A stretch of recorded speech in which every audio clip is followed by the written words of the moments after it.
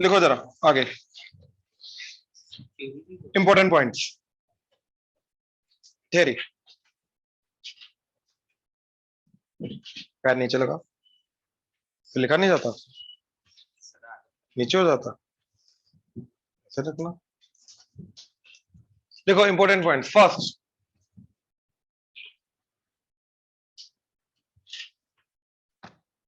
three numbers a comma b comma c are in AP.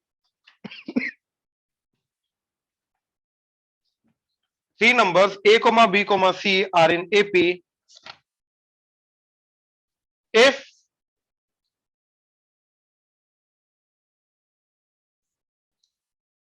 A B C AP में है तो सी minus B, इन दोनों का difference क्या होना चाहिए? इन दोनों का difference that is B minus A. B को इधर ले आओ, ए को इधर ले आओ, तो that is 2b is equal to a plus C.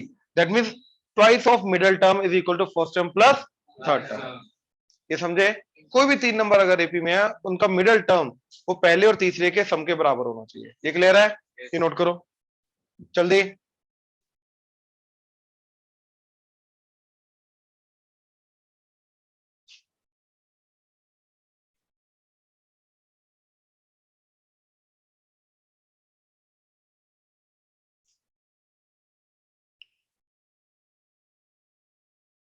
Second point,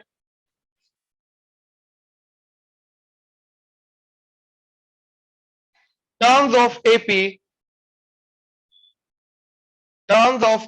will be equidistant on a number line.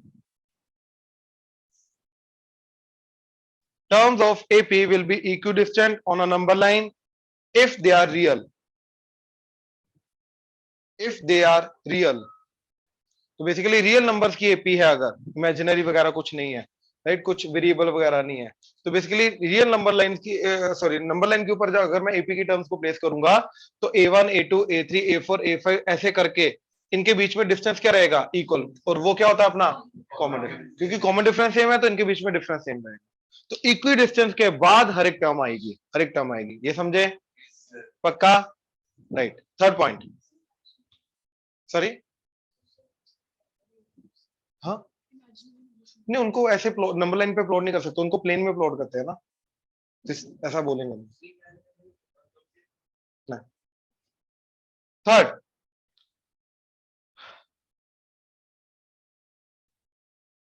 if a constant is added or subtracted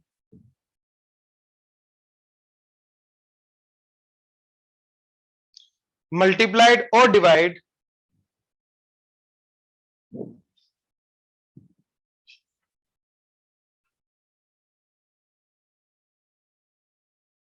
by each term of an AP, by each term of an AP,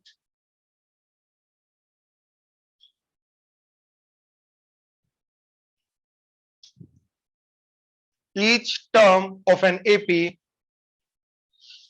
then the result is still an AP.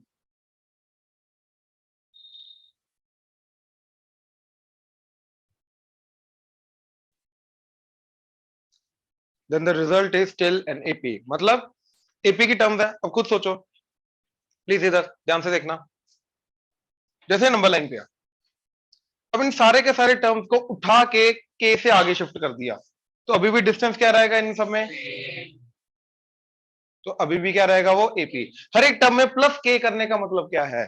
कि हर एक term को के से आगे shift कर दिया, हाँ है ना? तो के से आगे शिफ्ट करने के बाद भी हर एक वो डिस्टेंस क्या रहेगा? सेम। तो अभी भी वो क्या रहेगा? एपी।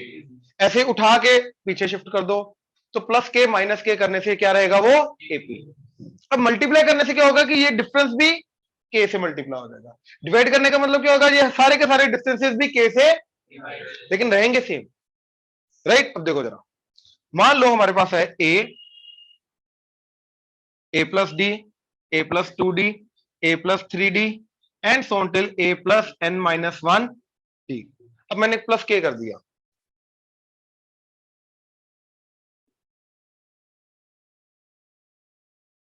अभी भी क्या रहेगा जे? एपी। राइट। इसको प्रूव करने के लिए तुम ये बोल सकते हो कि इसका अब nth टर्म an क्या आ जाएगा, a प्लस के n है ना, तो n minus one into D plus के, ये नया वाला अपना nth टर्म आ जाएगा। अब अगर इस nth टर्म जो है ये अगर एपी रिप्रेजेंट कर रही है तो an माइनस वन क्या जाना चाहिए, कांस्टेंट। अगर वो आ रहा है तो वो एपी होगी। इसका आएगा क्यों, क्योंकि an में भी क्या आ रहा है, an माइनस वन में भी क्या आ रहा है, दोनों में क्या आ रहा है, तो हमने an माइनस वन लिया। क्या आ जाएगा इधर, a plus n minus one n minus two D plus के। अब इन दोनों का डिफरेंस करोगे क्या आ जाएगा, k। तो hence it is still an AP. ये प्रूव करने का तरीका है। ऐसे सिमिलरली माइनस के करूंगा तब भी क्या आ जाएगा, सेम। अब प्लस के माइनस के करने से common difference remains same, common difference change नहीं होता। लेकिन अगर मैं मल्टीप्लाई बाय के करूंगा अब कॉमन डिफरेंस भी के टाइम्स हो जाएगा। अब जो कॉमन डिफरेंस होगा वो क्या हो जाएगा, के टाइम्स डी। एंड अगर डिवाइडेड बाय के करूंगा तो कॉमन डिफरेंस क्या हो जाएगा, डी बाय के। लेकिन रहेगा वो एपी, रहेगा एपी। ये समझ में आया, पक्का, ये नोट करो, या चलेगा। अच्छा, इसके अंदर लिख लो कि in multiplication common difference becomes के times, common difference become k times, and in division common difference become 1 by k times, and in division common difference becomes 1 by k times, and in case of addition and subtraction it remains same, and in case of addition and subtraction it remains same.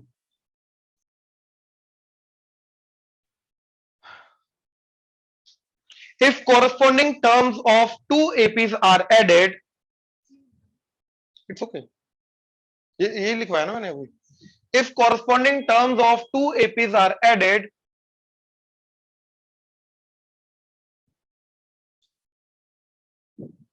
then the result is an AP.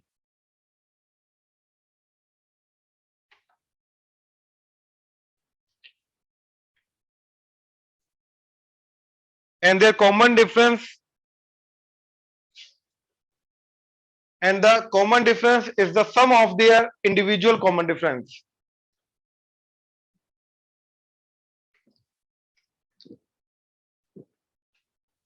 ठीक है, दोनों का D add कर दो, वो नया common difference बन जाएगा।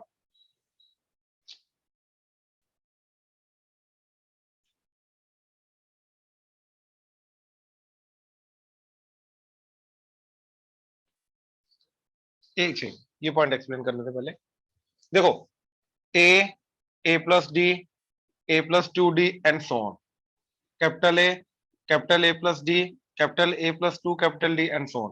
अब इनको ऐड करो, A plus A plus D. इधर ऐड करो A plus twice of D plus D and so on. तो देखो ये फर्स्ट टर्म बन जाएगी, तो फर्स्ट टर्म भी दोनों की फर्स्ट टर्म का एडिशन हो जाएगा, कॉमन डिफरेंस भी दोनों के कॉमन डिफरेंस का एडिशन हो जाएगा। क्लियर हुआ, ये पॉइंट था। हाँ जी,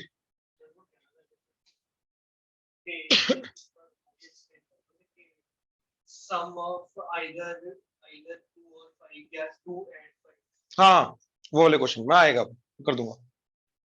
चले, वो एक एग्जांपल ही करा दूंगा, ठीक है।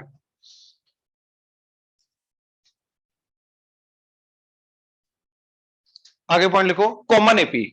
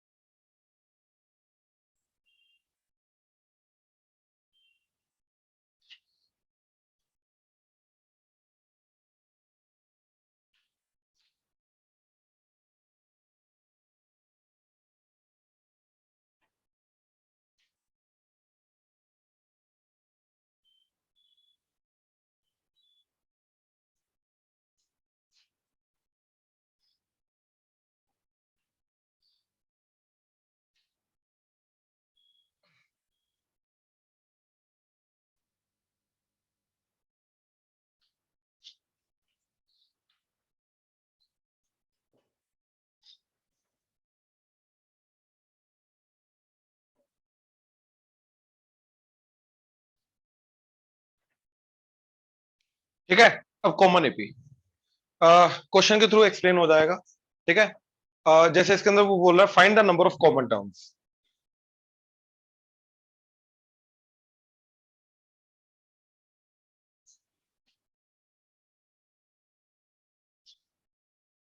ठीक है, find the number of common terms, common AP के जो टर्म्स आएंगे वो निकालने हैं। ठीक है, अच्छा अब बात ध्यान से सुनना।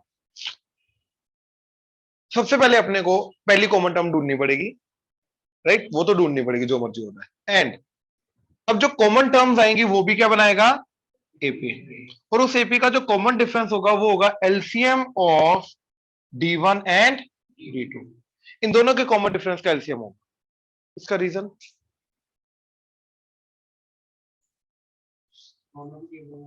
दोनों में आएगा बिल्कुल। मेरे को वो चाहिए जो इसमें भी आए इसमें भी आए, तो वो क्या होगा, एलसीएम। ठीक है, वो क्या होगा, एलसीएम। अब ये देखो ना, मान लो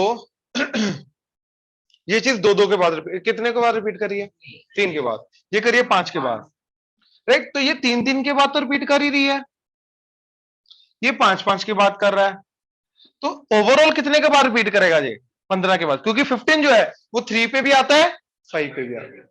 तो कॉमन वाला कब करेगा, 15, वो होता है एलसीएम। ये समझ में आया, ठीक है। अच्छा अच्छा, एक बात बताओ,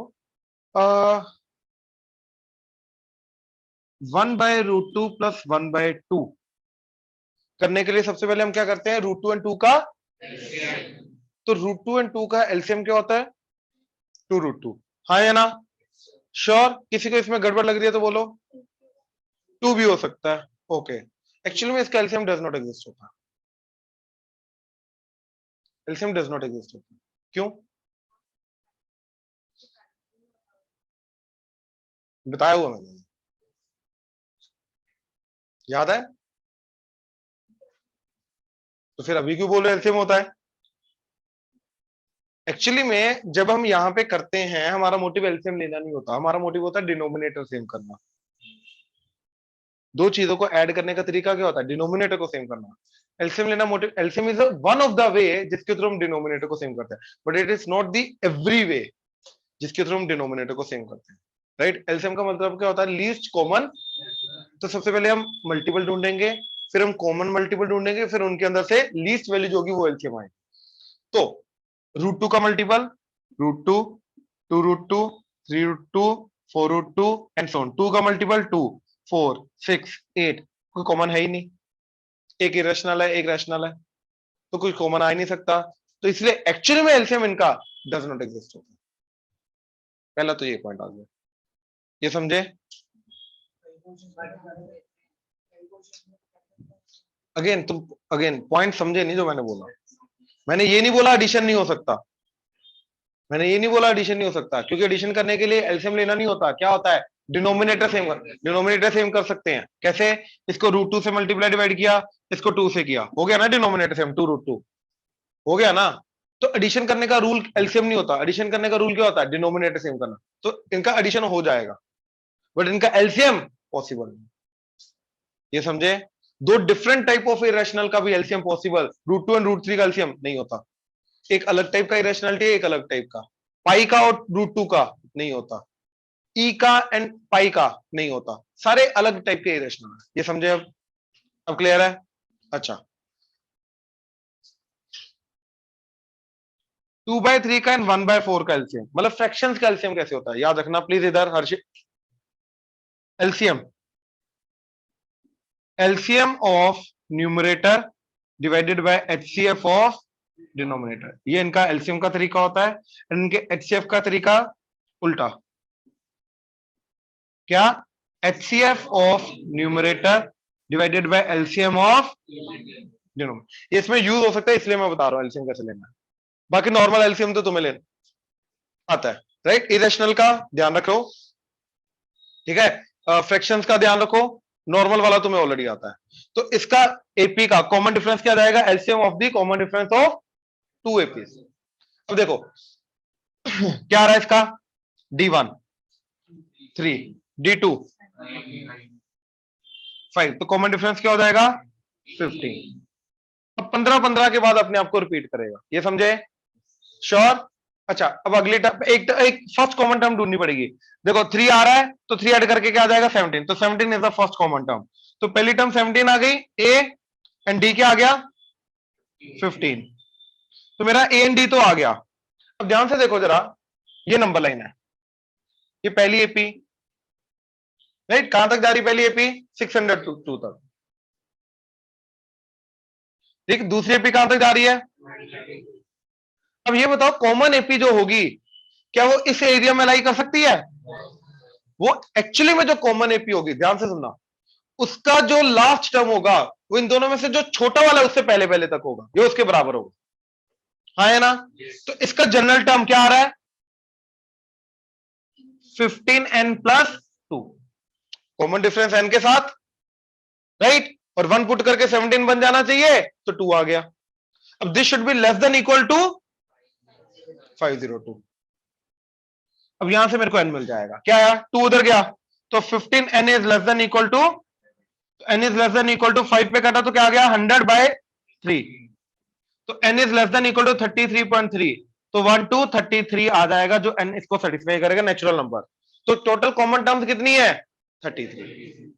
दैट्स इट, ये तरीका इसका निकालने का। अगेन सबसे पहला कॉमन टर्म, तो फर्स्ट कॉमन टर्म तुम्हें निकालनी पड़ेगी ए, कॉमन डिफरेंस दोनों का LCM, right, general term should be less then, दोनों में से जो मिनिमम है, दोनों की लास्ट टर्म में से जो मिनिमम है उससे लेस देन होना चाहिए, वहां से तुम्हें total number of common terms मिलेगा। अब इन्हीं टर्म्स का सम निकालना वो भी निकाल सकते हो, क्योंकि नंबर ऑफ टर्म्स आ गया, ए आ गया डी आ गया, तो निकाल सकते हो। क्लियर हुआ, कॉमन एपी क्लियर हुआ, हो जाएगा ऑनलाइन, क्लियर हुआ नूर, यस सर। ये नोट करो।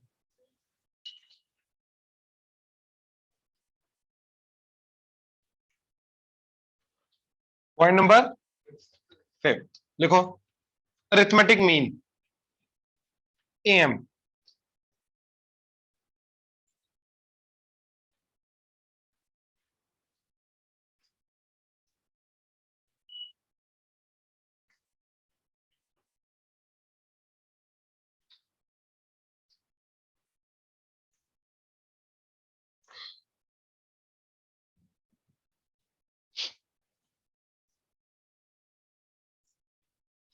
इसके अंडर फर्स्ट पॉइंट,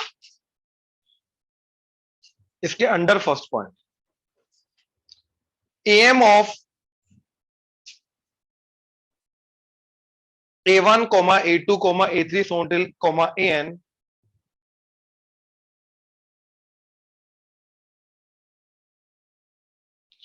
इसकी ब्रैकेट में लिखो, these numbers might not be in AP, these numbers might not be in AP if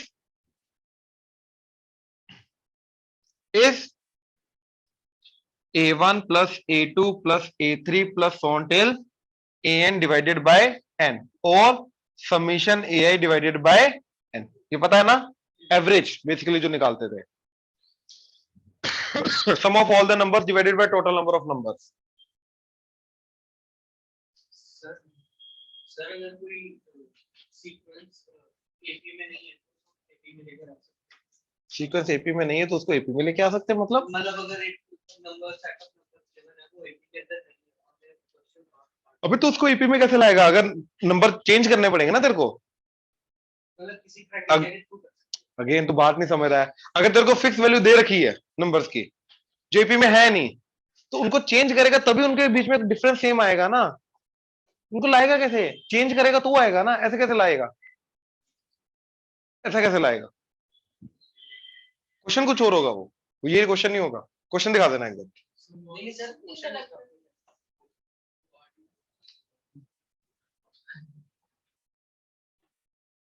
Shubham उसका पॉइंट उसको बोलने दो, ठीक है भैया, हाँ जी कुछ बोल रहे थे।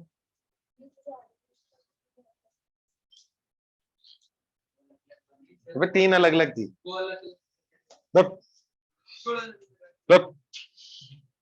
अच्छा ठीक है, ये तो एवरेज निकालना हो गया जो ऑलरेडी देखा हुआ स्टैटिस्टिकली, है ना, क्या बोलते थे उसको स्टैटिस्टिक्स में, मीन, मीन निकालते थे, है ना, तो अरिथमेटिक मीन हो गया। सेकंड पॉइंट अच्छा, जिनका मीन निकाल रहे हैं जरूरी नहीं वो एपी में हो, ये पता है ना, जिनका एवरेज निकाल रहे हैं जरूरी नहीं वो एपी में होना चाहिए, राइट। अच्छा, if A1, A2, A3 so until AN are in AP,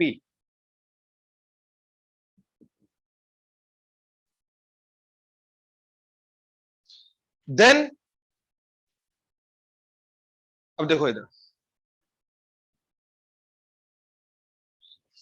AM is, ठीक है, middle term if odd terms are there, if n is odd, and average of middle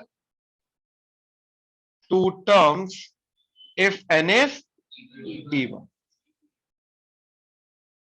average AP में है, अब AP लेके जा रहा हूं, राइट। अब खुद सोचो, जैसे वो था A-3D, A-D, A-2D, A+D, A+2D, AP में आ गई। इनका एवरेज करोगे, एडिशन डिवाइडेड बाय 5 आएगा, तो ये कटा 5A/5A, मिडल टर्म आगे मिडल टर्म हाँ या ना। तो अगर एपी में है और total number of terms odd है, तो मिडल वाली जो टर्म, क्योंकि ऑड है ना टर्म्स, ऑड टर्म है तो सिंगल मिडल टर्म होगी 5 टर्म है तो मिडल टर्म एक आएगी, दो इधर एक मिडल टर्म आएगी हाँ है ना। लेकिन अगर 4 टर्म्स हैं तो जो बीच वाली 2 टर्म्स होगी उनका एवरेज होगा वो आएगा, ठीक है। अब जैसे 4 टर्म्स ले लो, तो A-3D, A-D, A+D, A+ divided by 4, क्या आ जाएगा A। और इन दोनों का एवरेज भी क्या होगा A, इन दोनों का एवरेज भी क्या होगा, नहीं इन दोनों को ऐड करोगे डी कटेगा तो 2A/2A। ये समझ में आया, पक्का, ठीक है। सी पॉइंट, थर्ड पॉइंट इसके अंदर, हाँ ये लिख लो, ये लिखना,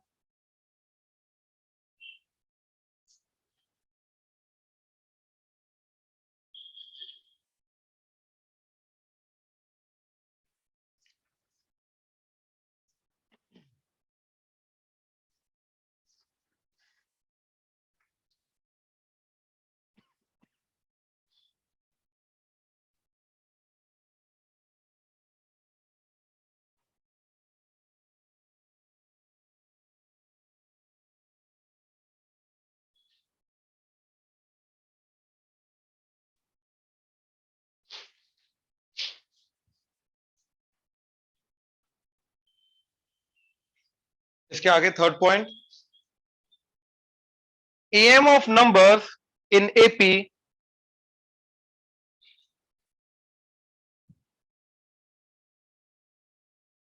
AM of numbers in AP symmetric from beginning and from the end.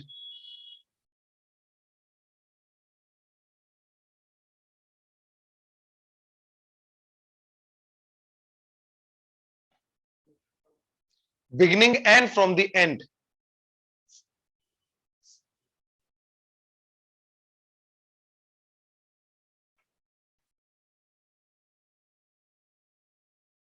ये लिखा ना, जो AM of numbers in AP, AM of numbers of AP लिखो,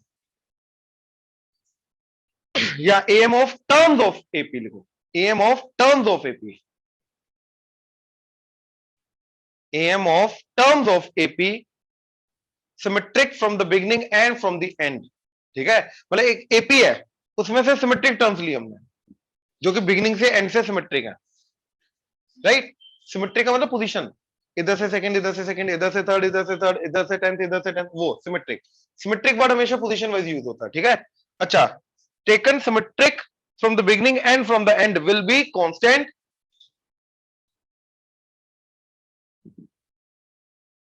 will be constant and will be equal to, will be equal to, अब ये लिख लो, middle term if n is odd average of middle two terms if n is even.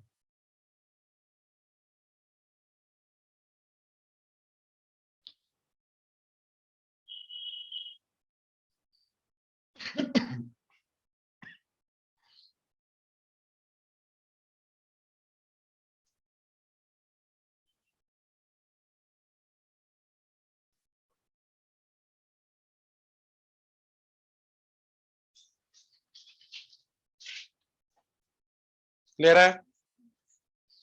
Right, ठीक है. Example,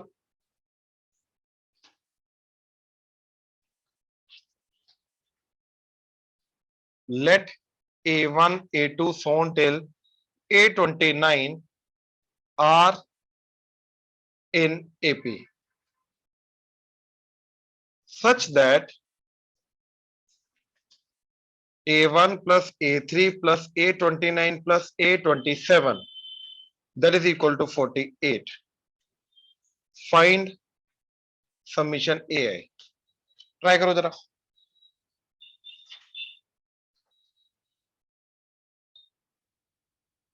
देखो जरा please.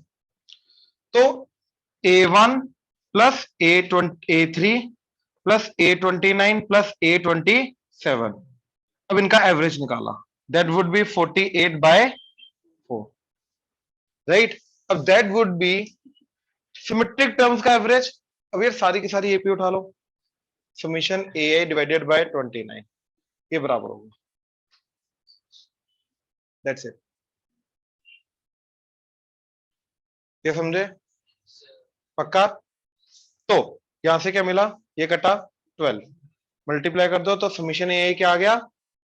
12 into 29. Done. Symmetric terms का जो एवरेज होगा वो फुल एपी का भी तो एवरेज के बराबर होगा. फुल एपी का एवरेज भी तो वही आएगा सिमेट्रिक, क्योंकि फुल एपी की अगर मैं बात करूं उसके अंदर सारी सिमेट्रिक टर्म्स हैं. इधर से पहली, इधर से पहली, इधर से दूसरी, इधर से दूसरी, इधर से तीसरी, तो उसका जो एवरेज होगा वो भी तो उसी के बराबर होगा. राइट, तो अगर हमें जो गिवन टर्म्स है वो सिमेट्रिक है तो उनका एवरेज निकाला डिवाइडेड बाय 4 दैट इज 48/4 और वो सारी की सारी एपी का एवरेज के बराबर होगा. बात खत्म. क्लियर हुआ? चलें अगला पॉइंट. अब ये मेन चीज आ रही है, प्लीज ध्यान से.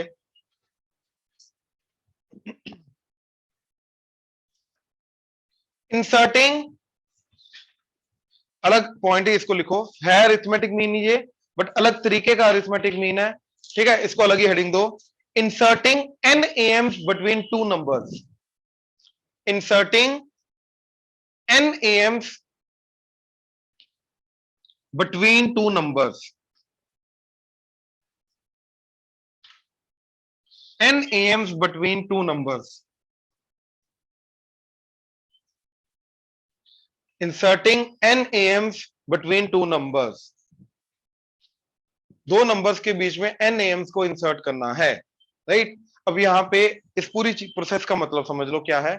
लेट से हमें दो नंबर्स दे रखे हैं A एंड B, एंड इसके बीच में हमें n AMs को इंसर्ट करना है. A1, A2 so on till AN. अब जो n इंसर्टेड नंबर्स होंगे इनको मैं n AMs, प्लीज इधर, इनको मैं n AMs, श्रेय इधर, इनको मैं n AMs तब बोलूंगा जब ये सारे के सारे नंबर मिलके क्या बनाएंगे? AP. So A1, A2 so on till AN are n AMs between A and B if all n plus 2 numbers form AP. अब देखो ये n नंबर्स है ना, तो ये n नंबर्स के साथ ये दोनों नंबर मिलकर टोटल नंबर ऑफ नंबर्स कितने हो गए? n+2. तो टोटल n+2 नंबर्स अगर AP बनाएंगे तो जो इंसर्टेड n नंबर्स होंगे उनको मैं क्या बोलूंगा? n AMs. ये n AMs की डेफिनेशन है. बात समझे? तो इंसर्टेड n नंबर्स को हम क्या बोलते हैं? n AMs. अब हमारा काम क्या है कि हमें दो नंबर्स दिए होंगे. राइट, एग्जांपल बोलो, कोई भी एक नंबर बोलो. 2 and 5, इनके बीच में कितने एम्स इंसर्ट करने हैं? बोलो कोई भी नंबर. 24 नंबर इंसर्ट करने हैं. तो A1, A2 so on till A. अब ये सारे के सारे 24 प्लस 2 26 नंबर्स अगर एपी में हो गए तो जाके मैं क्या बोलूंगा, ये हमारे 24 एम्स है between 2 and 5।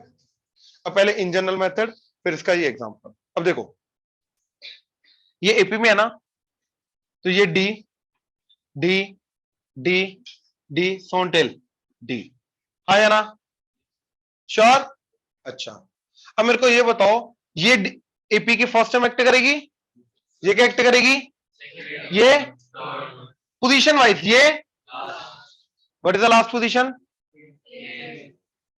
Total number of terms कितनी है, n+2, तो इसकी पोजीशन क्या आएगी, हाँ nth टर्म नहीं आएगी, अब n+2 पोजीशन आएगी इसकी, इसमें कोई डाउट। टोटल भाई ये n टर्म्स है ना, फर्स्ट टर्म यहां से स्टार्ट हो रही है, टोटल n+2 टर्म्स, तो इसकी तो लास्ट पोजीशन होगी ना n+2। अब मैं इससे फर्स्ट टर्म थोड़ा ना लेके जा रहा हूं, ये तो इंसर्टेड नंबर का फर्स्ट पोजीशन है, लेकिन एपी कहां से स्टार्ट हो रही है, ए से, तो ए से तो टोटल इसकी पोजीशन क्या आएगी n+2, तो इसकी n+2 पोजीशन होगी, हाँ या ना, श्योर। nth टर्म n+1 हो जाएगी, मतलब समझा नहीं मैं, ये an ऑब्वियसली यार, ये n+2 है तो ऑब्वियसली n+1 होगी। अब गेस कर इसकी पिछली वाली कौन सी पोजीशन होगी, ये तो ऑब्वियस है ना यार, अरे हाँ मैं समझ गया, तो सही बोल रहा है, ठीक है, बट ठीक है ना, कंफर्म, क्लियर है अभी तक। अब देखो हमारा मोटिव है क्या ढूंढना, डी, क्योंकि डी मिल गया तो इसके अंदर डी ऐड करते रहोगे तो सारे के सारे ए मिल जाएंगे, हाँ है ना। तो डी कैसे ढूंढेंगे, B would be equal to इस एपी का n+2 टर्म, तो that is A plus n plus position -1 into D, इसमें कोई डाउट, श्योर। तो ए इधर ले आओ, ये n+1 से डिवाइड कर दो, ये डी आ गया, जैसे डी आ गया तो a1 क्या आएगा, a प्लस डी, a2 क्या आएगा, सोनटेल, an क्या आएगा। अब मेरा एक बड़ा छोटा सा क्वेश्चन है, ठीक है चावला, यार a1 मेरा a प्लस डी आ रहा है, a प्लस n-1 डी नहीं आना चाहिए था, an मेरा a प्लस n-1 डी नहीं आना चाहिए था, an क्या होता है, a plus n-1 D nth term, तो ये तो a प्लस n डी आ रहा है, क्यों, चुप चुप, एग्जैक्टली क्योंकि शुरू ये फर्स्ट टर्म ये नहीं है, शुरू कहां से हो रहा है, a से, ये भैया सेकंड टर्म है, यहां पे a1 का मतलब फर्स्ट टर्म नहीं है, फर्स्ट an है ये पूरी एपी की सेकंड टर्म है, ये सेकंड टर्म, इसलिए ऐसा हो रहा है, क्लियर हुआ, तो इसमें कंफ्यूज मत होना, क्लियर हुआ, तो इस तरीके से मेरे सारे के सारे एम्स आ जाएंगे। अब इधर तो 24, तो टोटल टर्म्स कितनी हो जाएंगी, तो इसकी आ जाएगी 26 पोजीशन, तो मान लो कॉमन डिफरेंस डी है, तो 5 would be equal to first term plus 26 -1 position -1 into D, तो 5 - 3 इक्वल टू 25 डी, तो डी क्या आ गया, तो a1 क्या आ जाएगा 2 plus 3/25, a2 2 plus 6/25, a3 2 plus and so on. Clear हुआ, श्योर, लिखो पहले ये थ्योरी फिर ये एग्जांपल। n नेम्स मतलब दो नंबर्स के बीच में अगर मेरे को बोला जाए n नंबर से इंसर्ट करके पूरी एपी बनाओ, तो वो एपी क्या होगी, ये वो चीज है, नाम एम दिया गया बट एपी फॉर्म कर रहे हैं बेसिकली।